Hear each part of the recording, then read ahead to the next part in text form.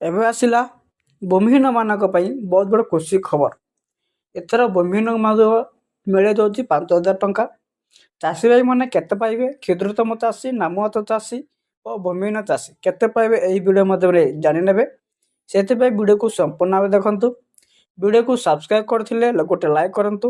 Subscribe ନ କରିଥିଲେ ଗୋଟେ ସବସ୍କ୍ରାଇବ୍ କରି ପାଖରେ ଥିବା ବେଲ୍ ବଟନ୍ ଅନ୍ କରି ରଖନ୍ତୁ। ଲାଇକ୍ ଏବଂ ସେୟାର କରନ୍ତୁ। ସମସ୍ତ ଭୂମିହୀନମାନଙ୍କୁ ମଧ୍ୟ ସେୟାର କରନ୍ତୁ, ସେମାନେ ମଧ୍ୟ ଜାଣିବେ ଏଥର 5,000 ମିଳିବାକୁ ଯାଉଛି।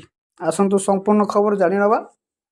ଦର୍ଶକ ବନ୍ଧୁ, ଅନେକ ଥର ଚାଷୀ ଭାଇମାନେ 2,000 ପାଉଛନ୍ତି। ବର୍ତ୍ତମାନ ତାହାକୁ ଭୂମିହୀନକୁ ମଧ୍ୟ ଦେବାକୁ ଯାଉଛନ୍ତି ସରକାର। ଭୂମିହୀନମାନଙ୍କୁ ଏଥର 5,000 ଟଙ୍କା ଡାଇରେକ୍ଟ ଡିବିଟି ମାଧ୍ୟମରେ ଆପଣଙ୍କ ଖାତାକୁ ଛଡ଼ାଯିବ। ଆପଣ ଯଦି ଆବେଦନ କରିନାହାନ୍ତି ତୁରନ୍ତ ଜନସେବା କେନ୍ଦ୍ରରେ ଆବେଦନ କରନ୍ତୁ।